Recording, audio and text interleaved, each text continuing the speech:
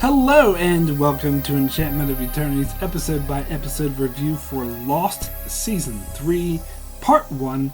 In this video I will cover the first 8 episodes of Season 3 of Lost. So that's episode 1, Tale of Two Cities, up to episode 8, Flashes Before Your Eyes of Season 3. So I have to start with a spoiler warning for up to the end of episode 8, Flashes Before Your Eyes of Season 3. If you haven't seen up to this point, you will not want to watch this video, otherwise some things will be spoiled for you. However, if you have not seen beyond episode 8 of Season 3, not to worry, this video will not contain any spoilers beyond Season 3, Episode 8. However, for those who have seen up to the end of the series, I will have a spoiler section at the very end of the video that will cover the events up to the end of the series, but I will give a proper spoiler warning before getting into any of those kinds of spoilers. So anyway, let's get into Season 3. Now, Season 3 of Lost is I think it's a polarizing season. I mean, you have your hardcore fans who do like Season 6, but I think generally speaking, it's agreed upon that Season 6 is not very good. Season 5 is kind of iffy. But the thing, so those are pretty well agreed upon, and that Season 1 and 2 are really good, and that Season 4 is a strong season. But Season 3, I think opinions are really split on this season, from what I've seen anyway. I don't know, I could be wrong, because I've seen some people saying that this is one of the worst seasons of the show, and others who think it is the singular best season of the show. And I can kind of see where both opinions are coming from, because this season is probably the season with the most filler out of any season. And in fact, the showrunners themselves said that was purposely done as a sort of a middle finger to ABC, to the network, because the network refused to give them a specific end date because the show was successful, but this was a finite story with a beginning, middle, and end that they were telling, so they wanted an end date to work for, and they were very pissed off, and so they purposely meandered a bit, not partially to piss off the networks, but also because they themselves didn't know how long they would have to stretch the story out for, so they were just purposely running in circles, so that did result in a lot of filler this season. And in fact, the Damon Lindelof once said, because the first 6 episodes in particular had Jack and Sawyer and Kate in the cages, and Damon Lindelof said once that it felt like him and the writers were in a cage because they felt trapped because they didn't have a specific end date. I'm not sure how that metaphor really works, but anyway, I think it's a dumb metaphor. But anyway, point is that it resulted in a lot of filler and a lot of wheel spinning in Season 3. And the other downside of Season 3 is it's become very evident that they ran out of ideas for the flashbacks. That they ran through all the good, strong stuff from all the characters from Season 1 and Season 2. And so a lot of the flashbacks in this season were very pointless, unnecessary, just there again as filler because they're stuck with the flashback format, so they had to do something, so they just made up some crap that the audience didn't really need to see. It doesn't expand upon the story in any way, which is why in future seasons they went away from the flashback format, which I actually think was kind of a mistake, but I'll cover that when I cover the later seasons. As far as Season 3 goes, yes, this is when it's very noticeable throughout the entire season that the flashbacks were no good. But the reason why I can also see the point of view that Season 3 is the best season of the show, because it does feel, when the show was good, when they weren't wheel spinning, when it wasn't filler, it was the strongest it had ever been yet. They really built off of all the characters. They built off of all the mythology they set off. They built off of the situation and has told some of the most poignant and suspenseful stories in the show yet. And this is very evident towards the end of Season 3, which is very strong, probably the strongest run of episodes in the entire show, but I will cover that when I get to the end of Season 3. This video is for the start of season 3. Now, I'm covering the first 8 episodes of season 3, but for those who haven't watched the show when it was first airing, you may not be aware that this episode, at least in the US, was aired as a split season, which is very common nowadays. It's the big thing. But this season, they showed the first 6 episodes. So up to episode 6, I do, in September, October, and then they had like a 3 or 4 month break, and they came back in January, I believe, starting with episode 7, and then just went straight through to the end of the season.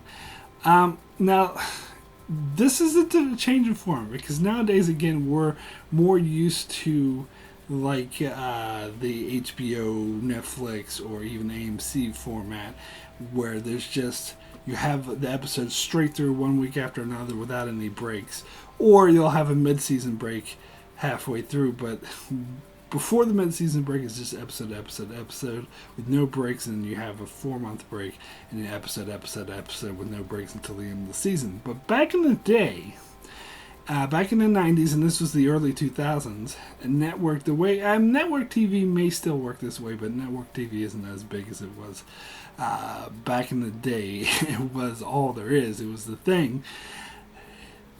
It was common to mix reruns in with the show that was running, so it wouldn't just air week to week to week and then have a break and then come back and air week to week. They would just air it straight through from September to May or September to June, and they would fill up this runtime by just mixing in reruns of episodes in that season that aired earlier in an order, because they don't have enough episodes to last the whole 9 months, so they would just mix in some of the episodes that had already aired that season, which is okay for episodic television, but does not work for a serialized format. And in fact, that is what they did for the first 2 seasons of Lost, and they did find that it was confusing to audiences, because they would tune in and they'd see an episode that aired earlier this season and would mess up the flow of the season, wouldn't really make any sense.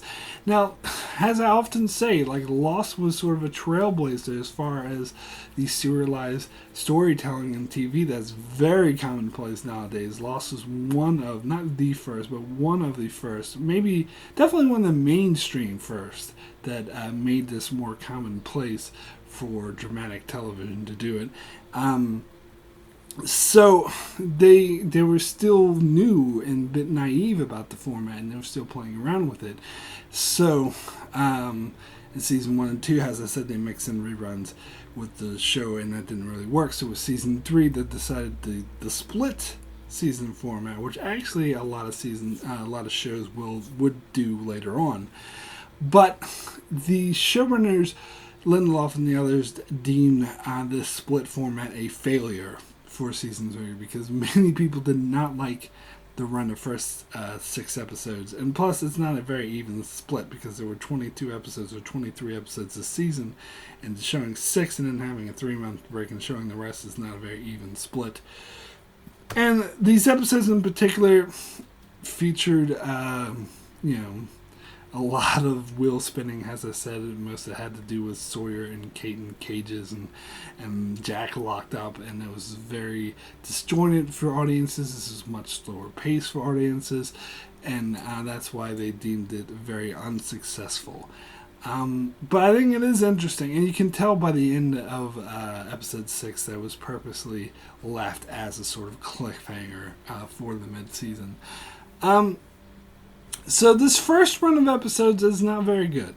There's a lot of wheel spinning in this, but it also features one of my favorite episodes of the entire show. So I wouldn't say the whole first half of this, or the first part of the season, was a wash, because it has that amazing episode. And the episodes overall, I would say, were pretty decent. There was only one episode which I would say totally sucked, which I'll get to shortly. So I wouldn't say this first half of the season, or this first third of the season, I should say, was a total failure. But there was a bit too much filler in it, and there was a lot of wheel spinning. And this will actually continue to the second third of the season. So in the next video I'll cover, there's also a lot, probably worse, I would say, of the wheel spinning. It's not till the the third, the final set of episodes in the season where they really got their shit together. And that's because the producers, Lindelof and the other, did work out an end date towards the end of the third season, so that's why they felt more enthused, because ABC agreed to end the show after season 6, and so they could start working towards a goal instead of meandering. So that's, you can kind of tell when this happened because the episodes really started to flow towards the end of the season. Anyway, enough meandering myself, speaking of meandering, and let's get into the season. Let's get into the episodes, starting with episode 1, Tale of Two Cities. Now, the opening sequence of this, where you see Juliet, and you don't know who Juliet is. You see this strange woman in a sort of suburban environment. She's cook baking, going to book clubs, and then the, of course, big reveal is that you see Ethan, and then you see Goodwin, and then you see Ben, and you realize that these are the others, that they live in this suburban type neighborhood on the island. So this is very reminiscent of the season 2 opener, where it makes you feel like you see Desmond, it makes you feel like you're somewhere and the flashback of real life, but then you realize it's a hatch, and it's very similar, where they make you feel like you're in suburban America or something, but then it makes you realize that this is the others' camp. So it was very good, actually. Even though it was kind of repetitive, I think it was very effective. I think it was good. I had mixed feelings about Juliet as a character. I didn't really like her at times, particularly when we get to some of these later episodes. But Elizabeth Mitchell is an amazing actress, and she did a great job in this opening sequence where she was upset, and you don't know what she was upset about. She really sells it. And of course, you see the plane crashing, which gets you back to the original, like another perspective, the other's perspective of the plane crash. So this was a kick-ass, amazing opening sequence. But then the episode gets kind of dull from there. And it's funny because I think my brother was talking about the flashbacks in this episode and saying how much he hated them and how awful he thought they were. But to me, the flashbacks are actually the strong point of the episode. I actually love these flashbacks with Jack sort of obsessing over the divorce after he's going through a rough divorce. And let's just say, I don't want to get too much into personal things here, but let's just say I could relate to this a lot. In fact, I think I actually quoted Jack a couple times during my own experience. And so I found his backstory is very human, very relatable. You can tell how this divorce was destroying him, and how he couldn't really deal with the fact that his wife was with another man. And I love how the agitated, irate state that Jack was in was true in both the flashback and the island storyline. Because the island storyline, he's being held captive by the others, and he doesn't know why, and he's refusing to cooperate and just very on edge, and he feels the exact same sort of demeanor in the flashback, and I love that. That was a really great juxtaposition. That worked really well. So I really enjoyed the flashbacks. I thought it was a very relatable, strong, personal character story about someone dealing with the tragedy, the trauma, really, of divorce. But the island storyline, on the other hand, I think was really weak. I think it was a lot of wheel spinning. Seeing Carl thrown in the cage, and Sawyer has to figure out the panda, not the panda, but the polar bear thing, and he gives a treat, and Ben serves some coffee and this whatchamacallit French press thing to Kate, and puts a dress on her, and all. It's boring. It goes on for way too long. This episode in particular, I could tell they're just stretching it out, and I didn't really care much for the Juliet Jack relationship. I gotta be honest. And she's like, "Oh, I'm a repo woman. Blah blah. I made you a burger. Oh hoo hoo." It was boring. It was stretched out for too long. This should have been the first 5 or 10 minutes of the episode, not an entire episode by itself. So so I would actually say the flashbacks are the strongest part, and the island storyline was definitely the weakest. Now, I noticed like the producers themselves consider this finale a fail, or not finale, sorry, premiere a failure. Because a lot of audience complained that we only saw Jack, Kate, and Sawyer in this episode, that we didn't see any of the other main characters. So if you notice, well, those who have seen the show will note that from now on, every season premiere made it a conscious choice to show every single character in that premiere. Regardless, even if it was difficult, even if they were in different locations, they made a point to show every single character because they deemed this premiere where it was just Jack, Kate, and Sawyer a failure. And I kind of agree with that. I do agree with that mindset. I mean, I have seen other shows do stuff like this, where they will split focus and just focus on one group or one episode and then get back to another the following episode. And sometimes it works, sometimes it doesn't. But I think it definitely did not work here. And I think a lot of that had to do, like, if there was more to do, if they revealed more about the others, if Jack had more interaction with Ben or anything like that, then maybe they could have made it work. But the fact that it just meandered and didn't go anywhere has really hurt the fact that you only see these three characters and you don't see anyone else. Because I was very curious about the other characters and what was going on with them.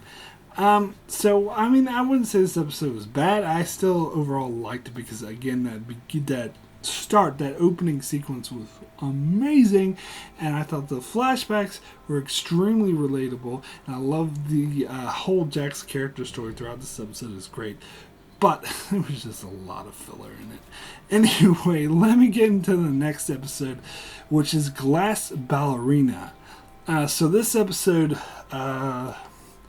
mainly it focuses on Kate and Sawyer in the cages and having to dig and stuff, but it also introduces some more characters we haven't seen in Season 3 yet into the story, specifically Sun and Jen and Saeed, who are on the boat, and their deal. Now, I have kind of mixed feelings about this episode.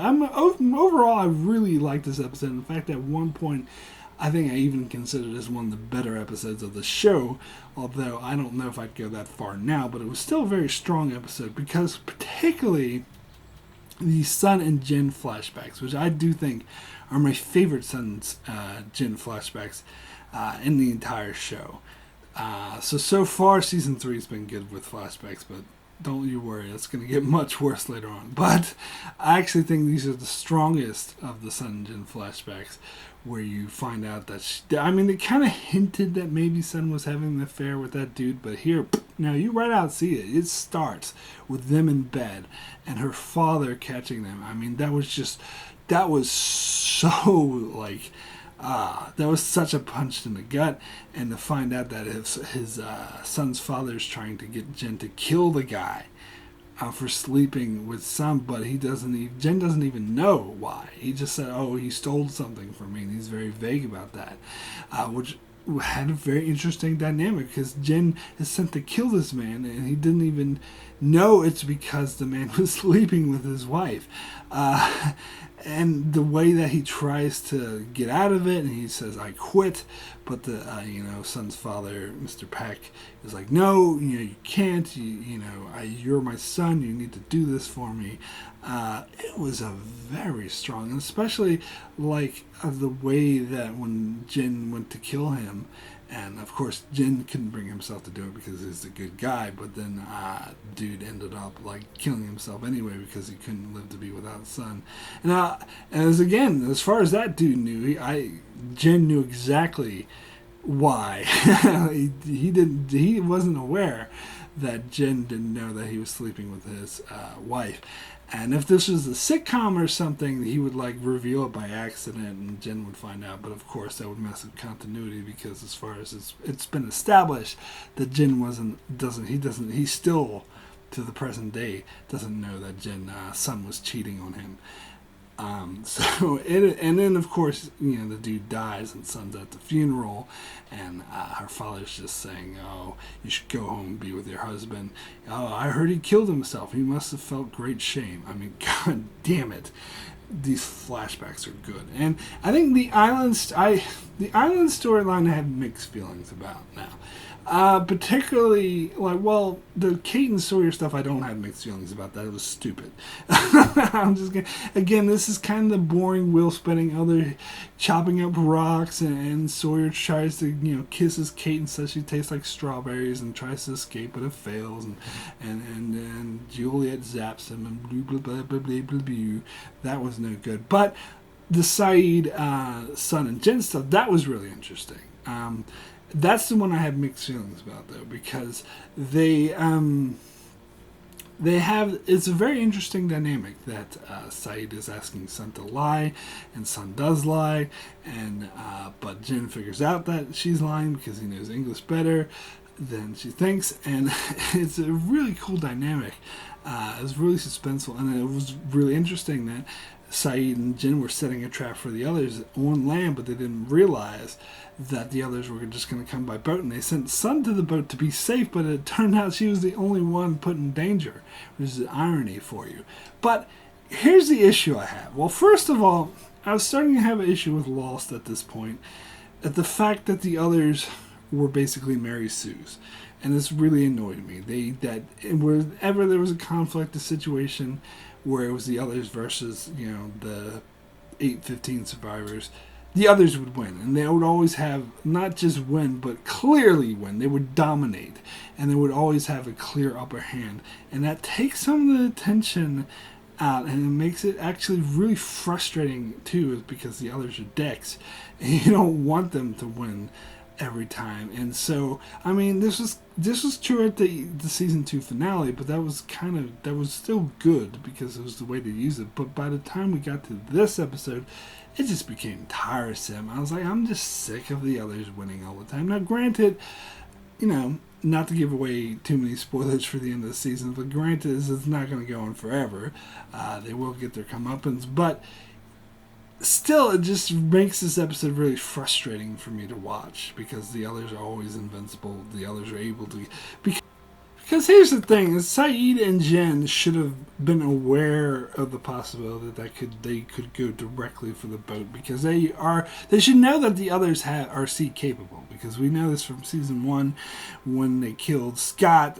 Locke said, they came from the sea, and plus they know they had the boat because they went out to the boat to get Walt. Now, granted, I think Hurley knew that Michael and Walt were taking the boat, but it's not too far-fetched to assume that they have more than one boat. So it's pretty dumb of Saeed to just assume that Sun would be safe on the boat and that the others would definitely be coming by land. I mean, they are at a pier. So that's, I think, makes this whole Mary Sue thing even worse. Is because it's not just the others are so awesome, it's that Saeed was being stupid as well in addition to this. So that kind of irritates me. But I still did find that ending sequence suspenseful. I found the ending touching when Jen was in the water calling out for Sun, and she finally responds, and he knows that they're safe, and they hug each other. Like, that was really touching. And I did like, and I'm talking about how the others always win, but at least Sun actually did get away. Because if they took Sun, then that would be them always winning, and then Sun would be captive. Of course, they can't have Sun there because it's the Jack, Kate, and Sawyer show. But anyway, I did like how she shot. The other was being arrogant, as they always are. You're not going to shoot me, and she shot him. She shot her anyway. So that was cool. So as I said, mixed feelings about that storyline, but overall, I would say this is a pretty strong episode. Okay, so let's get into the next episode, which is Further Instructions. So this episode just focuses on the camp, or the island camp, with Locke, Mr. Echo, Charlie, Claire, all of them that we haven't seen since the season 2 finale.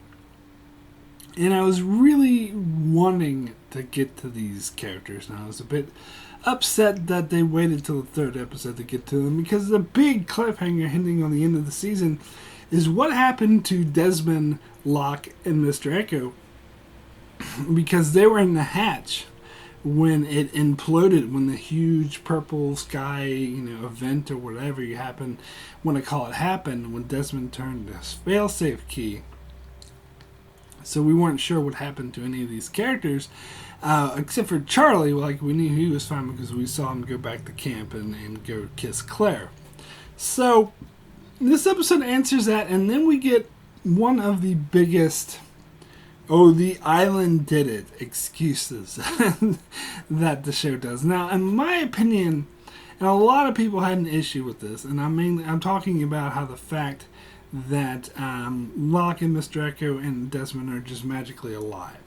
Like Desmond, well, of course I'll get to what happens to Desmond later, but we see him here running through the jungle, and we see Locke and Mr. Echo, who Mr. Echo's just magically ended up trapped by the polar bears, but I'll get to that. But they're just fine. They were in the bunker, which just imploded, and it was the center of this huge electromagnetic event. But they're fine. What's the explanation given? The island did it. That's the only explanation ever did it.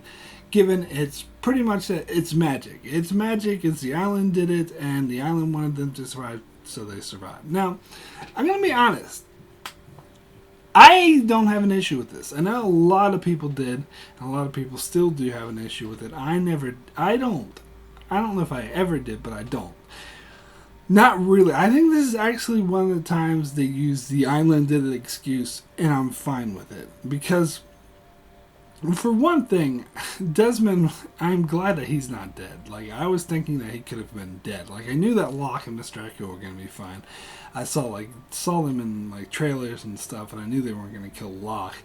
But Desmond, I didn't see in the trailer, so I still had no idea. And plus, he was at the center of the electromagnetic event. I mean, Locke and Mr. Echo could get away fine because they were still on the edges, but Desmond was down at the very center of it, so no way he survived.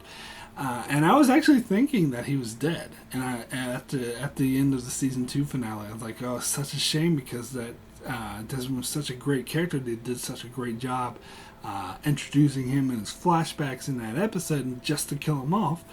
And so when I found out that they didn't just kill him off, that he's still going to be around and he's still going to be a main character, I was ecstatic. So it's part of the reason why I'm willing to overlook the islanded excuse. But the other part is I think it actually works for the kind of fantasy and stuff that that the Lost is told. The kind of tone that they set. It does make sense because we're dealing with this weird electromagnetism anyway, and the whole idea of the hatch is very weird. So the fact that they could say that it had unpredictable side effects and it threw Desmond back in time and it just threw Locke and Mr. Echo safely away from the blast area, I'm willing to go with that. I think that makes sense, especially when we find out what the nature of this electromagnetism is. And also, the other thing is, I think there are much worse examples of the islanded excuse. I think in later seasons, they use this too much as a crutch, and it is much worse. But I'll get to that when I get to the later seasons. Here, I'm okay with it.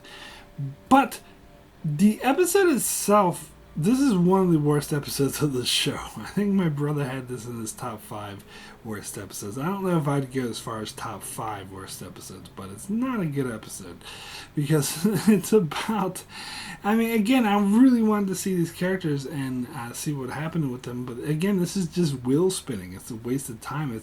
They go back to the whole polar bear thing, which they did in season 1 with the polar bear going after Walt, and it was like, rawr. And it treats the polar bears like monsters. And this episode, it treats the polar bears like the thing from Empire Strikes Back, whatever you call it, that snow creature that kidnapped Luke to eat them later. It was just like that. They said, oh, let's do that with the polar bear takes Mr. Echo to its cave and it keeps him there to eat later, and Locke has to come and go, what? That's not how polar bears work. What the hell are you talking about?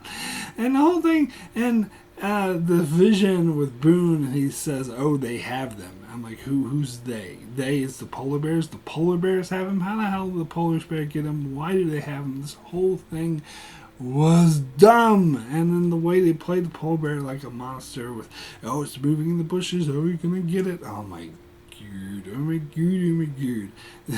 This episode is bad. But the reason why I would say it's not one of the worst episodes of the show, because that one sequence where Locke has his like vision quest, he goes into the little sweat lodge and he has the vision quest. That was actually a really good sequence, and the music that they played for that sequence is really unique. It's one of the best pieces of music. I used to listen to it all the time on the soundtrack. Really good piece of music, and it goes so well with like the trippy way this whole sequence was filmed, with Locke in the wheelchair in this airport where he sees all the various characters, and Boone's like, oh, there's nothing you can do for them. Like, that was cool, and the way Boone was behaving, because Boone is even though he wasn't that interesting of a character, for Locke, Boone is one of his biggest regrets. It's his biggest doubts of the island, because he brought this up again in season 2 about how he had faith and believed in the island, and his faith caused this young man who had his whole life ahead of him to die, and that's one of his biggest regrets and something he feels a lot of guilt over. So the fact that Boone was his spirit guide through the spirit quest, and it was the one, like, sort of, in the way he was kind of did it in a taunting manner, like, oh, you're sorry, John, well, and I was a sacrifice the island demanded. Like, that was cool. And as I said, like, the whole way it was filmed and edited with the creepy, like, feeling is very dreamlike. I think it was one of the better dream sequences I've ever seen. But then again, it all ends with Boone saying, "Oh, the polar bears have him. You don't have much time." And then Locke comes out of the sweat lodge and says, "I'm going to save Mr. Echo's life."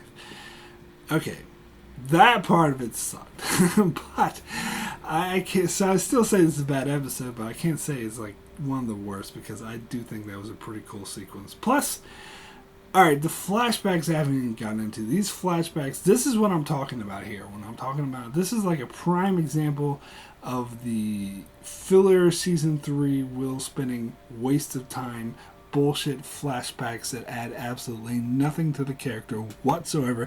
And had they skipped over these flashbacks, it would have affected the story and Locke's character story exactly zero amount.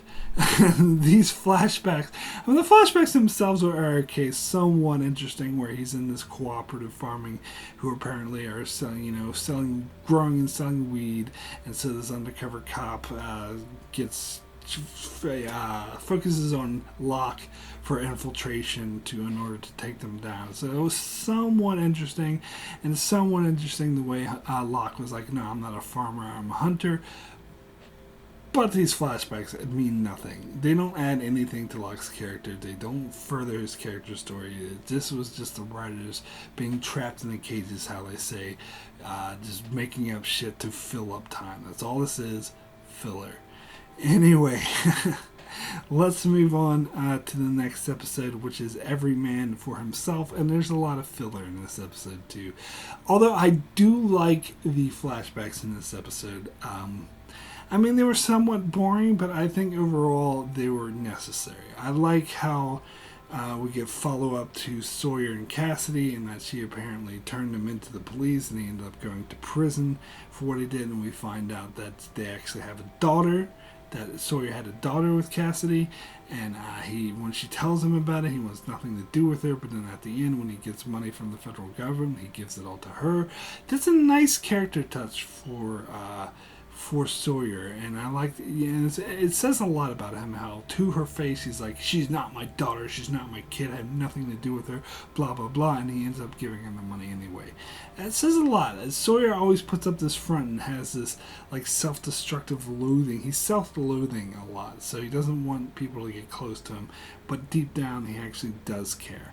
And the actual story about him getting close to that guy he calls Costanza and getting him to give away where he has the money hitting, that was somewhat interesting. I did like how the episode itself fooled you into thinking that he was actually working with the guy, but it turned out that he was working with the federal government in order to commute his sentence. And I love how the warden was just like, at the end, he's like, oh, you lied and cheated and stole your way out of prison. You're a free man, which is really interesting. So I did think that the flashbacks were kind of cool. The island storyline I thought was a waste of time. I thought it was a huge waste of time. This is, again, Sawyer and Kate being in cages and Jack being in cages, and the cages thing did go on for way too long. I can see it got really tedious. It was really tedious in this, and the whole storyline about them, Ben running a con on Sawyer to make him think his heart was going to explode. It's not really going to explode. And Kate wanting to run away, but Sawyer not wanting to go because he thinks that his heart's going to explode. I mean, that's kind of a waste. We could have done without it. This is filler. You did get the big revelation at the end of the episode that they were on a smaller island off the shore of the main island, so they couldn't even get back to their camp if they tried, which is a cool revelation, but you don't need the entire episode for this. So this is kind of the reverse of the previous episode, where I think the flashbacks were the strongest part of it. But overall, I would say, I mean, it's not a horrible episode, but I overall would say it's not very good. I would put it in that poor category. Anyway, let's move on to the next episode, which is Cost of Living. So now we got to talk about Mr. Echo and how they killed him off. And how they didn't want to. It's the actor's fault. Now, this is the actor, apparently, after he did season 2, he did not want to do more. He didn't like living in Hawaii. Actually, there will be several actors who left because they didn't like living in Hawaii. What's wrong with these people? I would love to live in Hawaii for several years. But, I mean, you could say, oh, you could say that now, but it's a far away and isolated island away from the world. Hey, I live in New Zealand. Maybe it's not quite as bad, but I know what that's like. I would love to live in Hawaii. But anyway, and away from home as well. But anyway, because I know what that's like. But anyway, preppy actors. Anyway, whatever reason, the actor who played Mr. Echo didn't like living in Hawaii, didn't want to do the show anymore.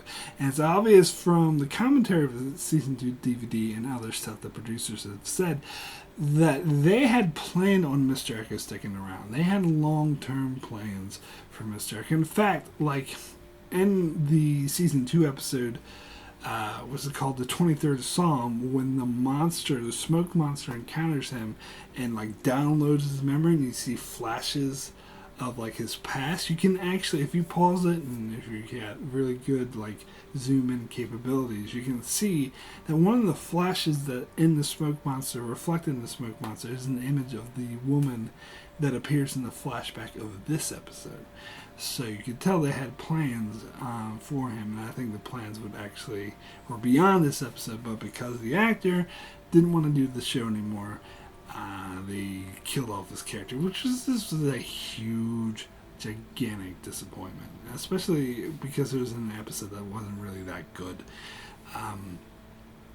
It was a disappointment, and I didn't really care for it, and it seemed like it was just an excuse to kill Mr. Echo off. Like, all of a sudden the monster pretends to be Yemi and says, oh, you talk to me if I was your brother, and then he kills him. Like, the whole thing about, oh, you gotta confess your sins, and Mr. Echo's like, I didn't sin, okay, so I'm gonna kill you. This led to a lot of theories, and I could have done without them because they're all stupid, and it was just stupid.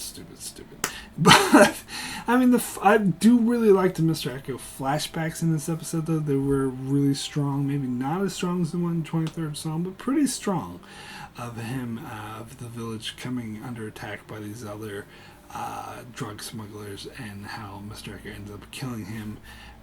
But the villagers don't thank him for it. They board the church anyway, and says it doesn't really matter that you kill these men because they'll just be replaced by other men. And that was actually really powerful. So I did like the flashbacks in this episode. And then you also get the storyline of Locke going to the Pearl, and he's like, hey, anyone can come along, and so it's supposed to make him different than Jack. But I don't know. Locke seemed to be, in the past, he was always about only having the few leaders come as well. So I don't know if this is consistent with his character, but whatever.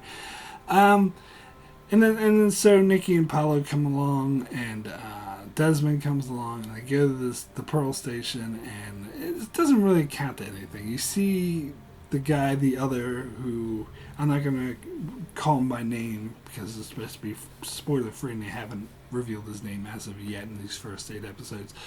But at first we called him Patchy, and they referred to him as Patchy because he has an eye patch on.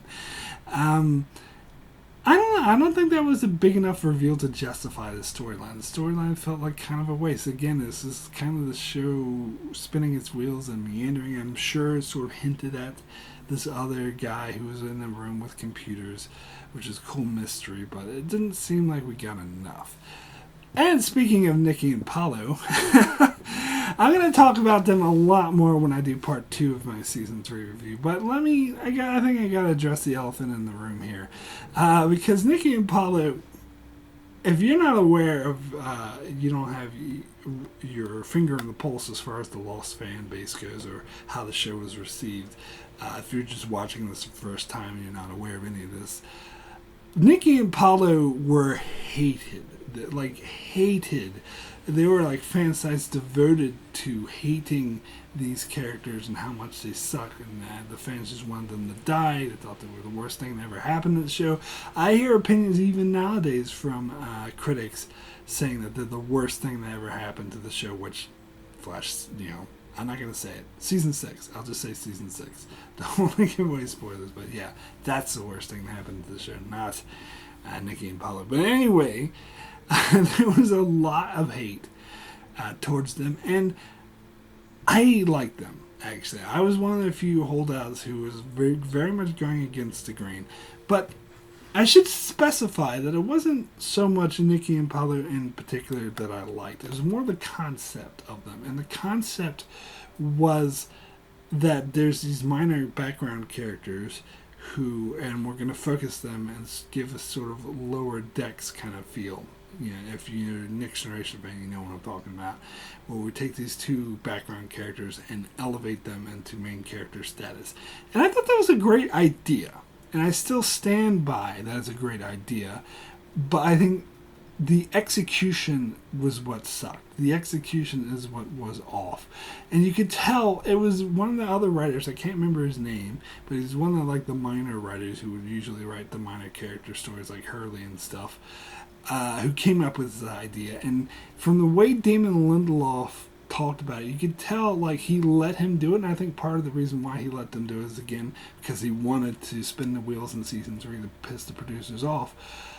But you could tell the way that Damon Lindelof talked about it is that he never liked the idea, that he was never committed to the idea. And that's what the problem is with Nikki and Paolo. Not the concept of the idea, but the fact that they never committed to it. The fact that you could tell that Lindelof was against this idea, so they never did it justice.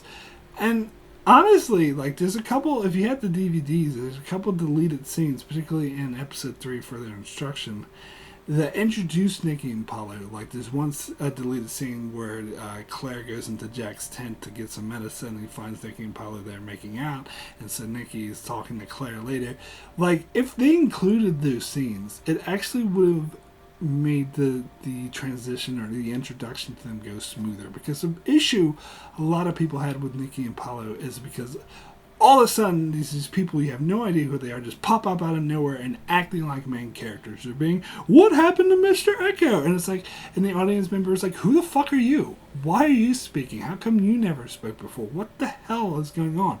It makes you, it's very resemble of this common TV trope where they would just introduce a new character out of nowhere and pretend that he was there all along. And Rick and Morty had a whole episode that was making fun of this trope.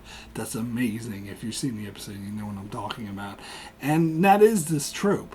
But it didn't have to be. If the producers did a better job at slowly introducing these characters instead of just thrusting them into the audience and having them act like main characters immediately. That was the issue.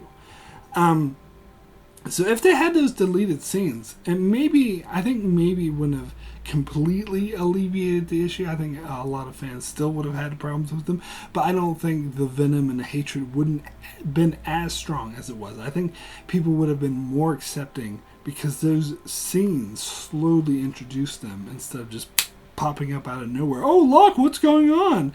Who the fuck are you? But if you have the scene of Claire walking in on them and saying, "Oh, Nikki and Paolo," and they even say, "Oh, we usually keep to ourselves on that side of the beach, but we decided to hang out here more," and they said they're going to make an effort to interact with, the others, Claire and the others more often.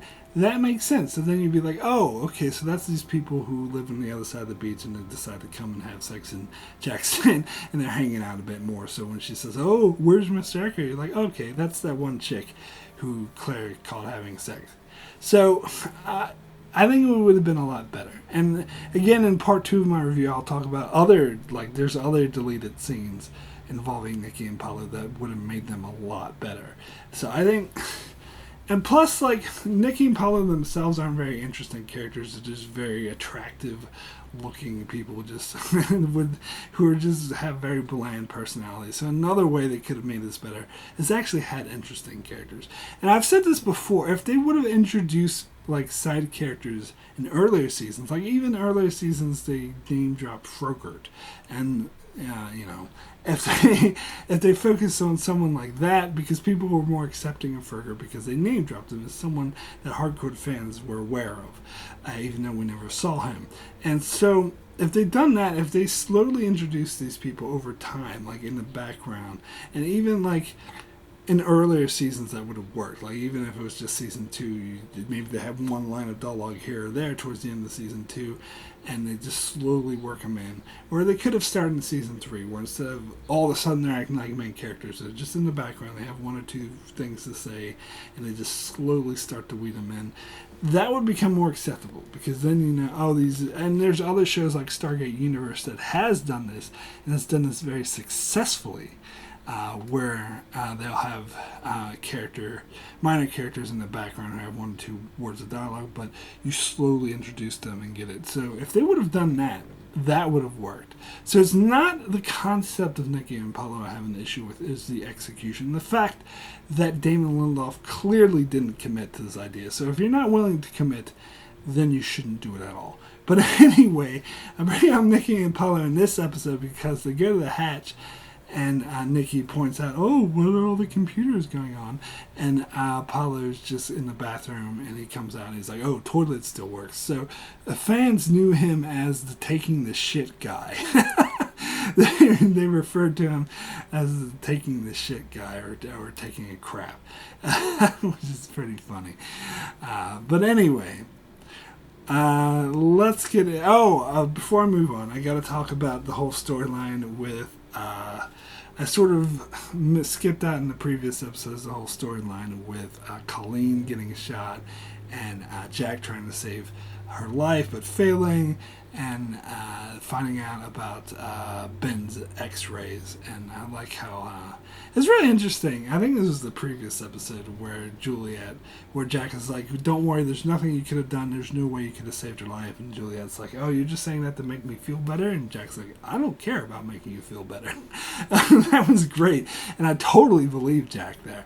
And so in this episode, it's all about him figuring out that Ben is the one with a tumor on his spine, so they need Jack to serve on them. And this is the episode where Ben is like, "Oh, we had such a great plan to break you. We're gonna slowly get you involved with Juliet, and you're gonna want to make you want to help us, and you're gonna want to help us." And that's what Ben kept saying. "I don't want you to save my life. I want you to want to save my life, but we're beyond that."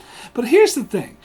At this point in time, Jack is so super resistant to just the very concept of the others that any plan to break him and make him actually want to help Ben and make it think like it's his idea to help Ben, which is a common theme throughout the whole show. The whole common thing is making people think it's their idea, but really it's your idea. That would take a lot of time. And I don't know if it's this episode or the next episode, but one of them established that Ben doesn't have that much time and that he needed to be in surgery immediately. So if Ben went with his plan to break Jack, like he says in this episode, then he'd be dead way before he actually broke Jack.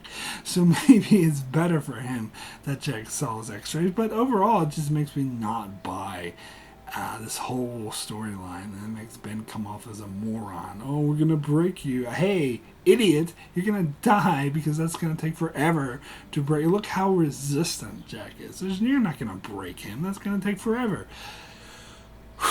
But anyway... Yeah, so this, I wouldn't say this episode totally sucked, but it's a meh episode. They killed off Miss Draco, how dare they. Anyway, let's get into the next episode, I Do, which is the mid-season finale. I know it's only episode 6 of a 23-episode season, but a mid-season finale. And so let's get more into this whole surgery thing. Or should I get more into the surgery thing, or wait till the next? I'll wait till the next episode to get into the surgery thing. So this episode, we got Kate flashbacks, and again, these are flashbacks, like further instructions flashbacks that are totally useless, totally a waste of time. They add absolutely nothing to the character. Ooh, Kate's married and she can't live. Oh, taco night. I don't do taco night. It's cool seeing Nathan Fillion play a character on Lost. In fact, he's later went on record to say he was a huge fan of Lost, and he was very delighted that he actually got to be in the show. But the episode, the flashbacks itself were a waste of time. Like, this is all playing off of a line that Kate said in season 1 when she did the drinking game that never have I ever drinking game with Sawyer, where she revealed that she had been married once. And that's a problem. Sometimes Lost will drop these little hints of things that hint at bigger backstories that, we'll get into this later.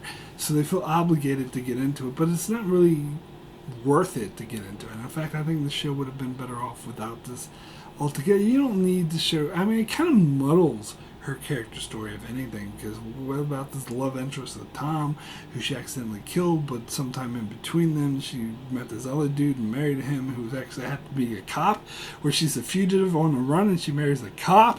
I mean, come on. It's just, I don't know, the whole thing was a waste of time. It didn't need to be there. It adds nothing to the show or just her character story whatsoever. But the island story was really good. And which is why at one point I even would put this as one of the better episodes of the show. I'm not sure if I'd say that, if I go that far to say this is one of the better episodes of the show. But the island storyline was damn good.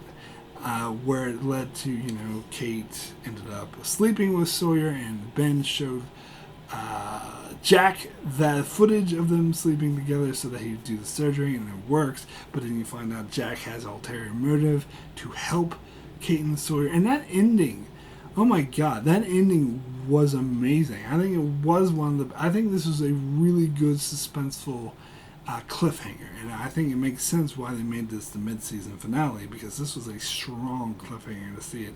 And you gotta realize, for those watching it when it came out, we had to wait 3 months to find out what happened at the very end, where Jack is like, damn it, Kate, run! It was such a bone-chilling, it gives me chills, very suspenseful ending. And that piece of music, again, this is one of the most classic pieces of music in the entire show. Like, the music in the show is like some of the best. I think maybe still the best music of any show ever had. And this piece of music that I think they called Under the Knife, that was all about when Jack's doing the surgery and he like purposely fucks it up to try to blackmail or to extort the others into letting Kate and Sawyer go, and he says that he's going to let Ben die if they don't. That was super super suspenseful, and then the music is really built on that. It's one of the best pieces of music. The dun dun dun dun dun dun. Now, I once on YouTube saw a live performance of the orchestra doing this, and a performance in Hawaii. It was so great. It's just such a great piece of music. And it adds so much to the suspense. It was like so hard, like how that Danny guy was gonna kill Sawyer, and Jack's telling her to run. Oh my god, it's just tingling. So that's why I almost would say this is one of the better episodes of the show. But that Kate flashback does bring it down a lot, to be honest. So I don't know if I go that far, but it's still a really good episode. Anyway. So let's go past the mid-season break. Let's get to the mid-season premiere that came out 3 months later, not in Portland. And I don't know. Like, some people had said they liked this episode better than the previous one because the Kate flashback sucks, and I agree. The Kate flashbacks did suck, and it was interesting seeing Juliet's backstory. But I have a lot more issues with the island story. I don't think the island story is as good. So I think ultimately I would say this is not as good as an episode as I do. Just by a hair, not by a lot, but by a little bit. I would say this episode doesn't quite live up to it. So the episode begins. I love how they do subvert expectations, though, because the opening sequence was kind of the reverse of the opening sequence of the season. And this is the opening sequence of the mid-season, mind you. So that's really interesting that they did kind of the reverse of what they did with the opening. Because the opening of both Season 3 and Season 2 is they show you this place that makes you think it's in the flashback, that it's in the real world, that you're in the city, but you're actually on the island. That's a big reveal. Where here they did the exact opposite. They make you think that you're on the island, but then they reveal you're actually in the flashback in the actual real world or whatever, which is kind of cool because they show Juliet on the beach, and then she walks down the dimly lit hallway with very bad lighting, and you see Ethan walk by and say hello to her, and so it makes you think you're in the Dharma station, and then she talks to this person about doing experiments on her. And just saying how she wants to be near the beach, but then they open the windows and reveal, oh, we're in Miami, and you see this city in the background, a plane flying by, and so apparently she was just in a crappy building with bad lighting. And of course we learn about Ethan, why he's there later on in the episode, that they're trying to recruit Juliet. So that's a cool little twist. I did kind of like that they reversed the situation that they did in the premiere. Now, the actual storyline, the flashbacks I did find really interesting.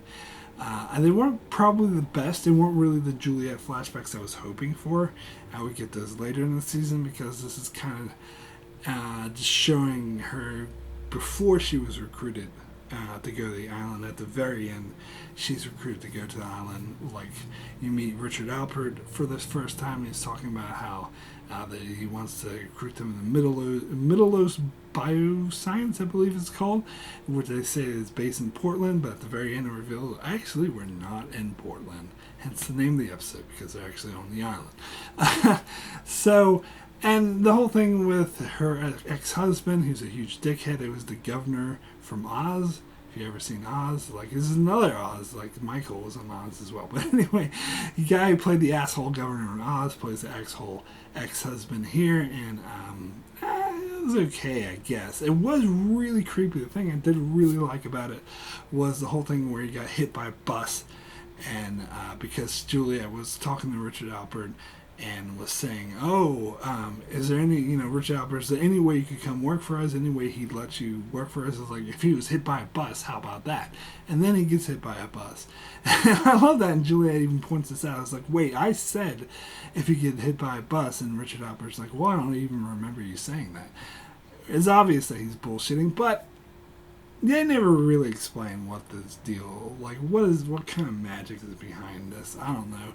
They're very ambiguous about it, which I think kind of works in this situation, actually. I think it was a really effectively creepy moment. Now, the island storyline is where I have more of an issue, though. I had I think the main issue I had, and this makes more sense if you realize that this was written months later. That this was there was 3 months apart, and I do think it was written, not just aired 3 months apart, because I think it's obvious it was written a lot later than the previous episode was written, because there's a lot of inconsistencies, especially if you watch it back to back, where they're setting the situation where Jack is blackmailing Tom and the others to let Kate and Sawyer go, and that she better run, and the very next time, all of a sudden, they're not listening to Jack, because at the end of I Do, they were totally listening to Jack. You have your full attention, we'll do whatever you want. Started this episode, all of a sudden, no, fuck you, we're not going to do what you want. And Juliet's like, you find Kate and Sawyer and kill them. Bullshit. That is not consistent at all with the tone and the behavior of the previous episode. I totally, completely, 100,000% do not buy it. And plus, you got the impression at the end of I Do that Danny was going to let them go, but then all of a sudden Danny's like, no, fuck you, I don't care about Ben dying, I'm going to kill them anyway. Which he came off as a mustache twirling villain throughout the episode, which I didn't really buy. And plus the whole thing about like Alex magically appearing with her slingshot to save the day and saying, I have a boat. The whole action sequences, like the gunshots where they're firing at Kate, and a lot of the suspense throughout this episode felt very forced and fake. And like, why are they trying to kill? Why does Juliet want them to kill Sawyer and Kate? Why are they? I don't know. I just didn't really buy it. It just didn't come together. It just seemed like they were doing a lot of plot convenience so they could throw in the suspense of them running away, and. I mean, I did kind of like how Juliet had came to Jack earlier and asked him to kill Ben in the surgery, make it look like an accident. So you could say, from Juliet's perspective, that she's trying to kill Sawyer and Kate because she wants Jack to kill Ben. And in fact, when she tells Tom, oh, there's no way Jack's going to just let a patient die, don't listen to him, I think it's absolutely true that she's lying, and she knows that Jack will, which is why she wants him to do it. And Jack even points this out. She's like, oh, well, she's only saying this because she wants Ben to die. And I love how this sort of Tom was told Juliet to get out because he was like being yelled at by these two different things, and later I think Tom knew that Juliet wanted Ben to die as well. And then you get Ben making a compromise with Juliet, saying, I'll let you leave the island if you help Jack to save my life. And then she totally changes her mind and works to save Kate and Sawyer and let them go. So it was okay. Like, don't get me wrong, I don't think it was a bad episode. I actually think it was a good episode, just not one of the strongest. I think there was too much plot convenience in it for me to really enjoy it, but it was a decent episode. So I said I was going to talk about Ben's surgery, and so this whole storyline with Ben's surgery doesn't add up. It doesn't make sense. It's really dumb. It's very, very, very obvious. Speaking of inconsistency, it's very obvious that this was not their plan at the end of season 2 when they had Ben, who was Henry at the time, trick Jack and the others into being captured. And they'll try to retcon this later in the season to be like, oh, this is Ben's plan all along. But here's the thing. It's been established, especially since you see Ethan and Richard Alpert in Miami in a flashback, clearly establishes that the others have not only capability of leaving an island, but they have the network in the real world. They have this middle of biosciences. So they have money and network and people and organizations off the island.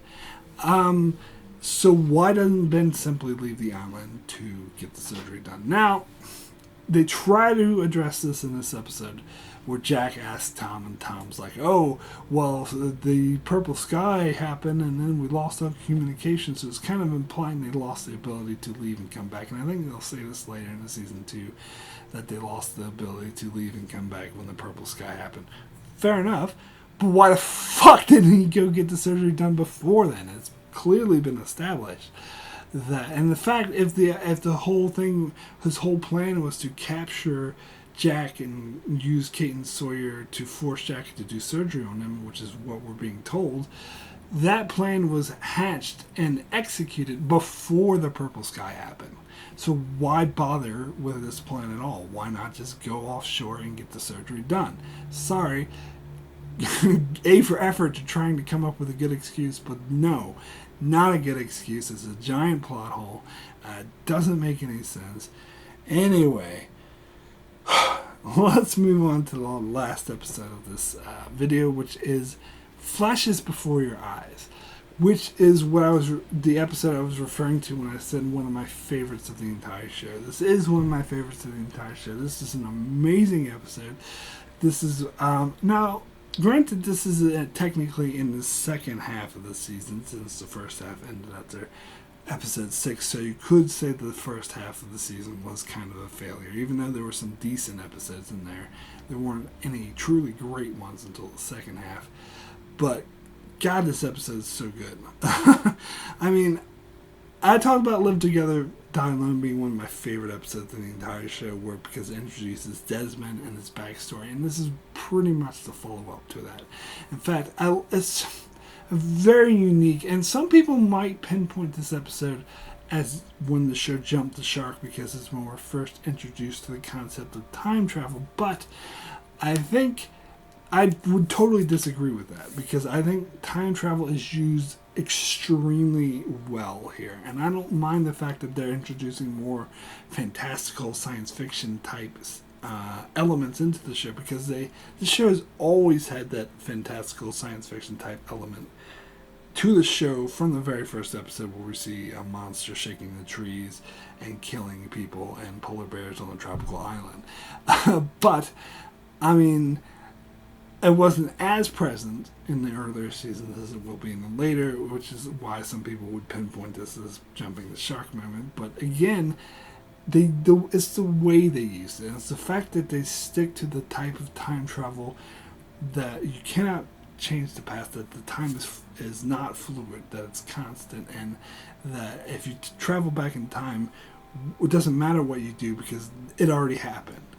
And whatever already happened, and it's integrated into what happened. And it's so great because this is it's a twist on the classic flashback format that Lost has done, because you have a character who's actually somewhat aware of the future. Like, he traveled back in time, but he's still kind of integrated into his past, and is only has flashes of what happened in the future. And the writers point them out as the way for the main character to be aware of these tropes that are often used in the flashbacks, such as the numbers 8, 15, 4, 8, 15, 16, 23, 42, how these numbers pop up in various forms. And this actually, the character's actually noticing this, of course, because Desmond was pushed those numbers in the button, and someone says 8:15, hey, that's the name of the flight. That sticks out to him. And also the fact that you see other, 6 Degrees, other characters who we know appear, they actually notice now. Desmond is hey, you're Charlie, I know you from somewhere. Where usually they would just pass each other and not know, because it happened in the past before they met. So it's a very interesting twist on that. But more important than that, the love story.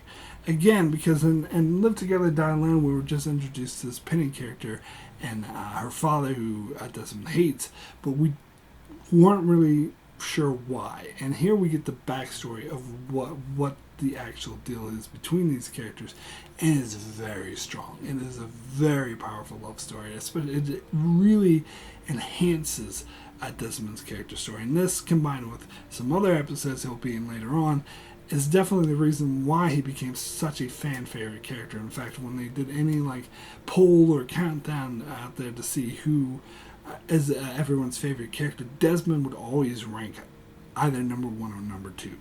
And that's because, I think it's mainly because of episodes like this and Live Together, Die Alone, and some in the future, they're really strengthening his love story with Penny. It's one of the strongest elements of the entire show, I would say. And it's really cool how they play with certain themes as well, because In Live Together, Die Alone flashback, Mr. Widmore calls Desmond a coward, saying, I know you're going to run away and take my money because you're a coward. And this episode, Charlie goats Desmond by calling him a coward. And Penny, when he's breaking up with her, he calls him a coward. And so that's like a running theme that people call him a coward, and that's something that he has. That's why that set him off when Charlie called him a coward, because that's something that he's very much fighting against. It's one of his inner demons, and that was like really greatly pulled off in this episode.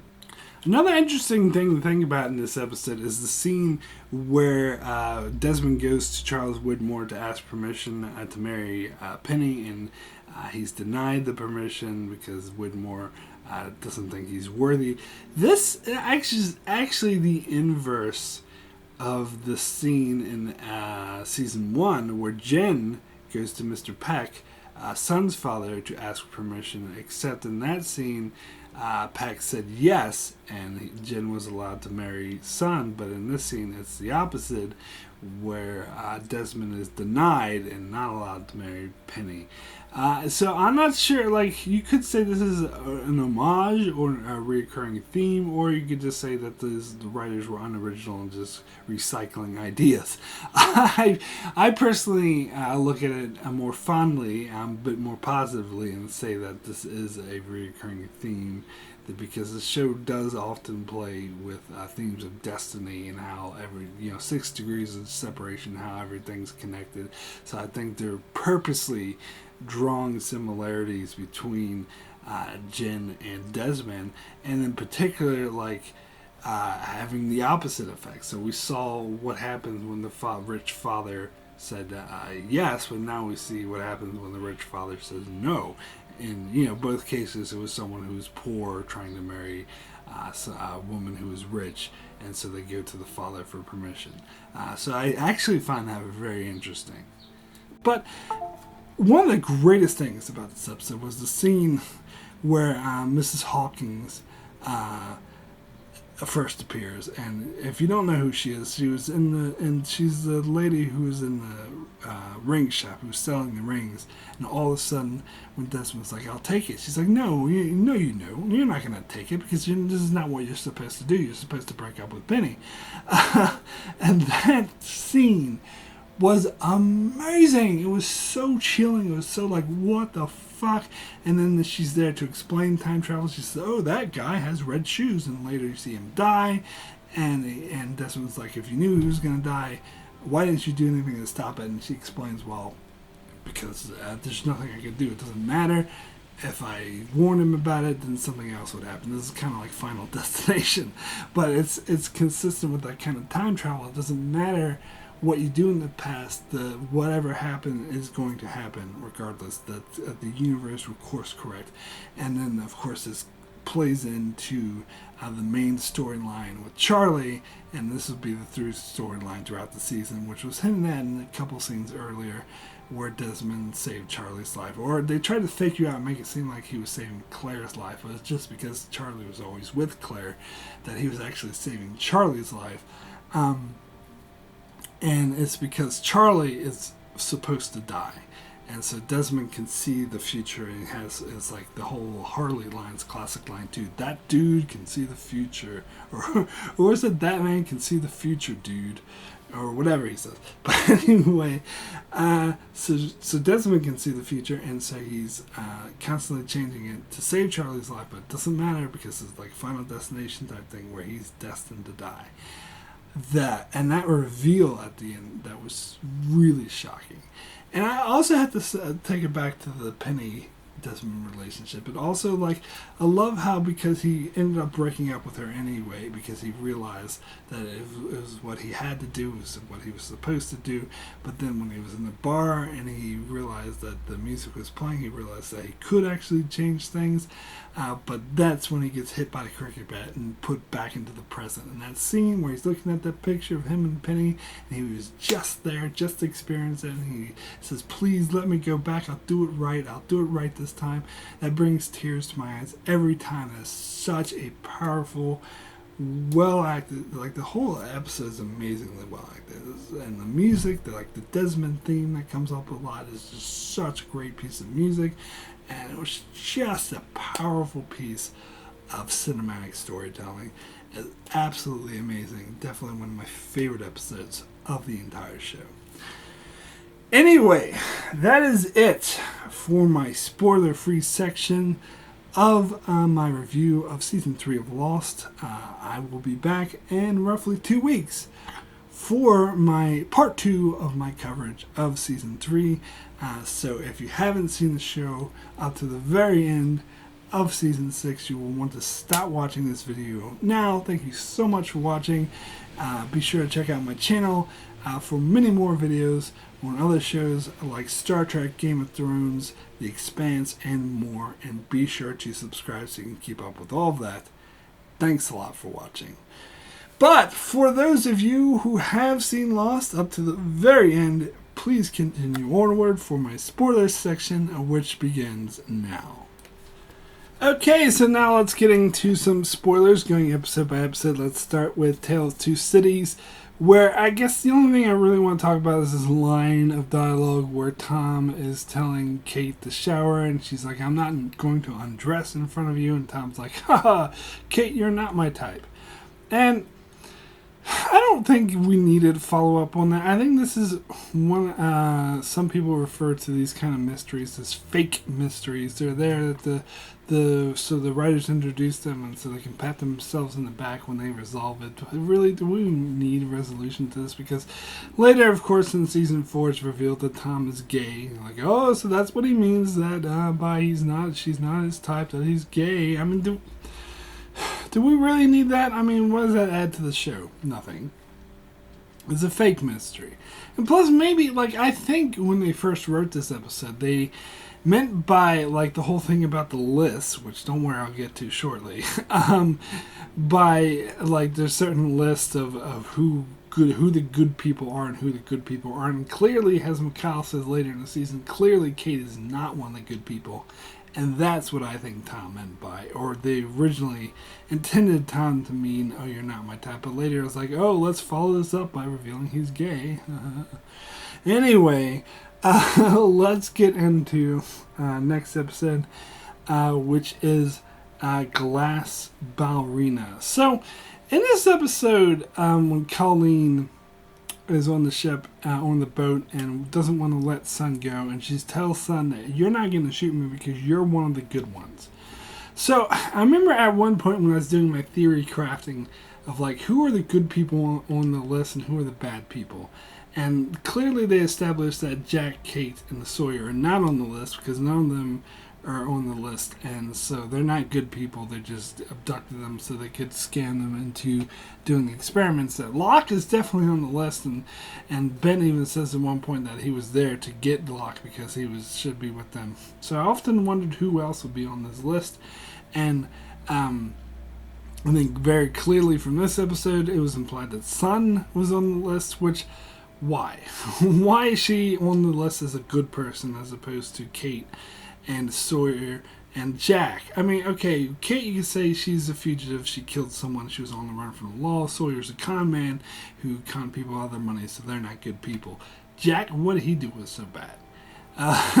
Especially when compared to Sun, who cheated on her husband, lied, and didn't even let him know she spoke English, and she was very deceitful. So how is that worse than anything that Jack did? But it reminds me of the Good Place thing, where who's good and who's bad is very arbitrary.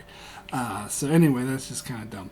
Okay, so let's get to the next episode, which is Further Instructions, which I actually don't really have anything to say about other than what's the point of making this whole episode about Locke trying to save Mr. Echo's life if you're just going to kill him off 2 episodes later. It makes me wonder if they didn't even realize at this stage that they had to kill off Mr. Echo. But anyway, next episode after that is Every Man for Himself, which I don't have anything to say regarding spoilers, so we'll move to the next episode, which is Cost of Living.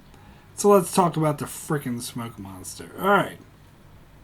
So, this I think is I touched upon on this a bit earlier on some of my spoiler sections in my earlier videos, But it's very inconsistent of the smoke monster killing Mr. Echo, because we see his name on the wall. It's scratched off for sure that Mr. Echo is a candidate, and it's established that that the smoke monster cannot kill candidates. So what's the dealio here?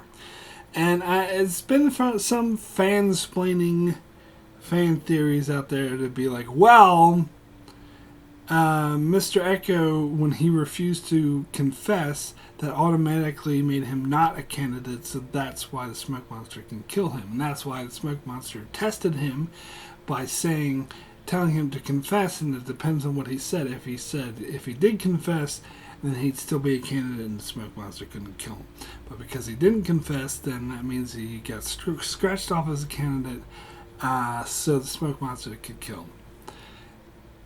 I guess that's some good mental gymnastics in retrospect, but there's no fucking way in hell that's what they were thinking about when they wrote this episode. I just don't buy it. I'm sorry. I don't. I think it's all BS. I think it's very clear that they just need an excuse to kill off Mr. Echo because the actor wanted to leave, and the writers even said that, we need to have the smoke monster do it because we need to remind audiences that this is a threat. It's not just this weird thing that shakes the bushes and makes noise that actually can kill people.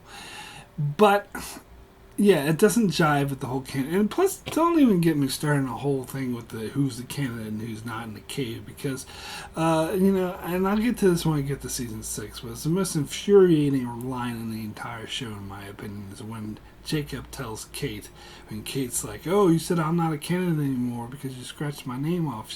He's like, oh, it's just scribbling, it's just writing on a cave, it doesn't matter. What? What? The fuck do you mean? It's like there's all these rules, like the smoke monster can't kill candidates, only candidates, but it's like, it's just writing. Oh my god, that's so frustrating. So it makes the whole thing seem like bullshit. And obviously this whole thing with Mr. Echo is inconsistent. And I think at the time, the confession was meant to mean something. It was meant to mean that because he refused to take any responsibilities for his action, that the smoke monster killed him. But I don't think this translates to what they ended up doing in the show, regardless of any fan-splaining anyone comes up with. So next episode is I Do, and the important thing to talk about with this episode is when Pickett has this quick line about, why is Ben even why does he trust Shepard? Shepard isn't even on Jacob's list. Now, I know some people, at the very end of the show, after the season 6 finish, will be like, wait, I don't understand. How come Jack was the candidate and Jack was the replacement for Jacob, when Pickett stated in season 3 that Jack wasn't even on Jacob's list. But there's some nuance here and some things you have to understand or keep track of, is what Pickett is referring to as Jacob's list isn't really Jacob's list. It's actually Ben's list, and Ben is pretending that he's telling the others that it's Jacob's list. Because the thing is, there's a lot of, as I said earlier, there's a lot of references to the list. Like Mikhail says, oh, you're not on the list, and so it made me wonder, well, who's on the fucking list? But I think ultimately we never learn who's on these lists because it's irrelevant, because it's just Ben making shit up, and you assume that he's getting this information from their personal background, and so whoever looks like the more saintly or better person, I guess he puts on the list, and the other people have con people or fugitives or was a torturer, he doesn't put on the list. Now, we learn later that all of the main characters, all the 815 survivors, were candidates. They were actually who Jacob considered candidates and were on his names on the wall, on the cave wall, which but anyway, but the point is that's totally different. That is not at all the same thing as what Pickett is referring to. He's referring to these lists that Ben made up and said, here, these from Jacob, but they're not actually from Jacob. Whereas what Jacob had in mind of who the actual candidates are, who was really on his list, the others don't even know. And plus, I get the impression that Jacob didn't even want these people to end up on with the others, because the others were something entirely. And I think Jacob wanted the A-15 survivors to be separate from the others, who he knew were corrupted by Ben. And so the list that Ben and the others are referring to are lists of people who they want to kidnap and bring to their camp because they're good people and they want to incorporate them in the others, and I don't think that's what Jacob wanted. So, bottom line, totally different list of what Pickett is referring to here. So let's move on to the next episode, which is Not in Portland, and I want to talk about the Middle-Earth science, the Middle-Earth bioscience, or whatever it's called, with Richard Alpert. Now, this is the first episode we meet Richard Alpert, who will become, of course, an important character, is immortal and all that. But this again, this really establishes that the others have a network off island, that they have a whole shell company that they're able to recruit people with, and it kind of implies in some a later episode as well. One of us will imply that Richard Alpert is based off island, which of course will become inconsistent with the rest of the series, which shows that he's very much in touch with the island and can't even leave. But in this episode implies that he's actually based off the island and is running this Middle-Earth bioscience, which is hinted also in the fourth season episode Cabin Fever, where he tries to recruit Locke for this Middle-Earth bioscience. This is when Locke is a little kid, so this is back in like the 50s or 60s. And so he's been doing this for a long. They had this shell company and this presence off the island for such a long time, and yet they were living in huts until they took over Dharmaville sometime in the 80s or 90s. And I already talked about how that's inconsistent, which one that is. So this is all inconsistent. This is all really hard to buy. It's all really messy. It's all plot convenience. Anyway, what's interesting to talk about with this episode is Room 23, which is like the brainwashing room that we see in this episode that they're using to brainwash Carl with, and Sawyer, Kate, and Alex have to rescue him from it.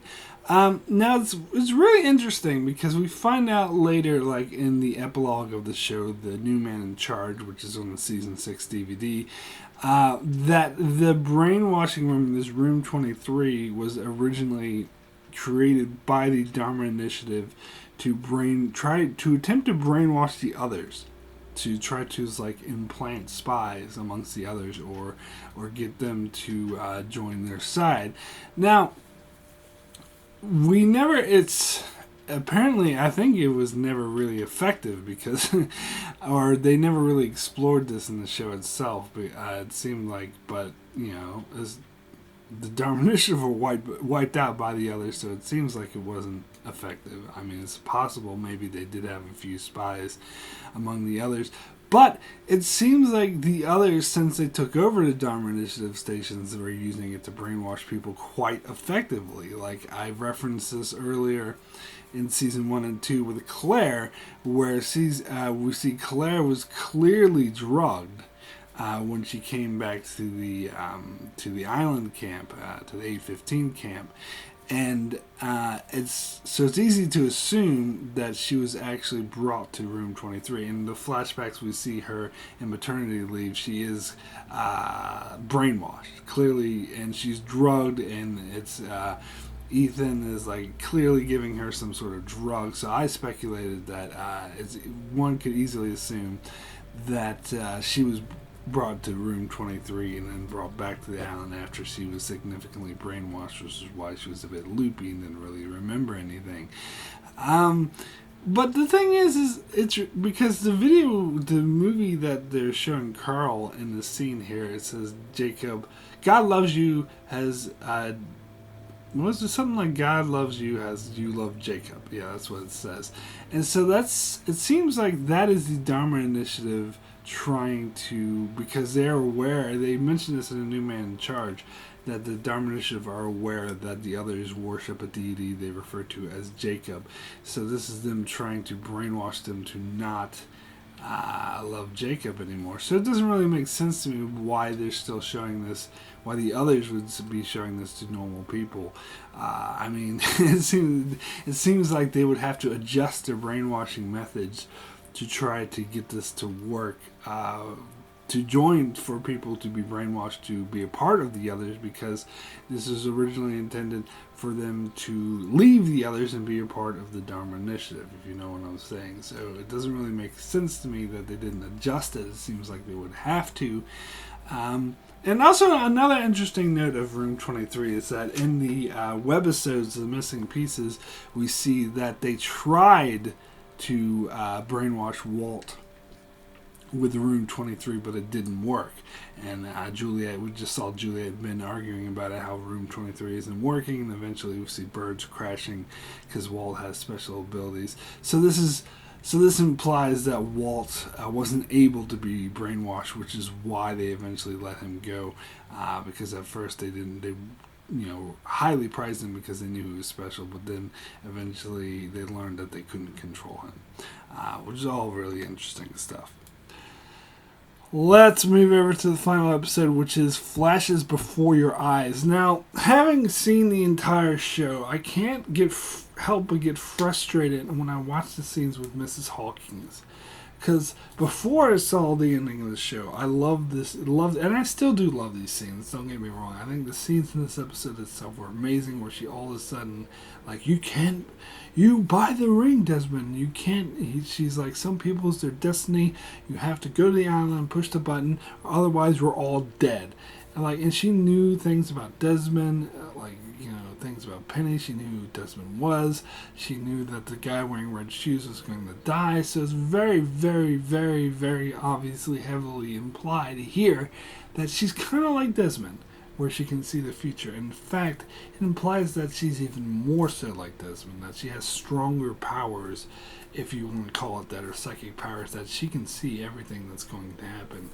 And yet, that's not the answer we get towards the end of the show. The answer we get is, and I'll cover this when I get to season 5, but is that she got Daniel Faraday's book, his journal, when she was in the 70s, his journal from 2004. So that's how she knew what was going to happen. That is the lamest, dumbest, most inconsistent bullshit answer that the show has ever tried to feed us ever. And for the longest time, I didn't even realize that's what they were trying to say, because that just did not compute. It so did not fit with how she's established, particularly in this episode, that I didn't even consider that as an option until other people pointed out. Oh, they're saying that's how she knew she could predict the future, because she had Daniel Faraday's journal. And at first I didn't believe it, but then going back and watching the season 5 episodes, I'm like, holy fuck. That is what, because during season 6 I kept expecting them to answer Eloise Hawking and why she has these powers, and when they didn't answer, I was like, what the fuck? Unanswered question. And other people were like, no, it's not. She has a journal. They answered it. And that's when I realized that, holy shit, they are trying to sell that bullshit as an answer. Bullshit. There's just so much bullshit, because the journal would not tell her the guy with the red shoes is going to die. How would Daniel Faraday have that in his journal? And she had intimate details on Desmond and what he was gonna do. I mean, sure, she might have gotten the broad strokes from the journal, but she wouldn't know that in detail. She wouldn't know who Desmond was just by looking at him just from the journal, because it didn't have a picture of him. So that is the biggest load of bullshit. What they should have done, and I'll touch more on this when I do how I would write Lost. What they should have done is revealed that something weird electromagnetic. I mean, there were theories going around during season 5 finale of the incident that she was going to be involved in the incident, because that's how Desmond got his future seeing abilities, is because he was there at the heart of the electromagnetic event and he traveled back in time. So it makes sense that something similar but even more powerful happened to her. So that's how she got these mystical, magical super abilities, which I think is what they needed to do, because they portrayed her in this episode as having magical abilities. So to backtrack on that and try to give it a logical, reasonable explanation, like, oh, she had a journal, does not at all, in the least bit, in the tiniest bit, in the smallest little bit, fit into this episode. And it pisses me off even watching this episode how badly they fumbled the answer to this. But anyway, I think that's all I have for spoilers for now. So I'll see you guys in 2 weeks for my review of Part 2, Season 3. Take care.